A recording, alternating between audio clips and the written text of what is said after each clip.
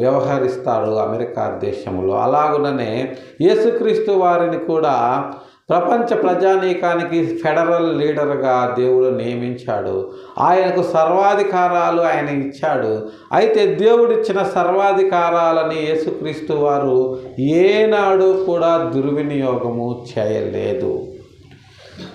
ఏనాడు కూడా ఆయన దుర్వినియోగం చేయలేదు. సరికదా, దేవుడిచ్చినటువంటి అధికారాలను సర్వమానవాళిని రక్షించటానికి మాత్రమే ఆయన వినియోగించాడు.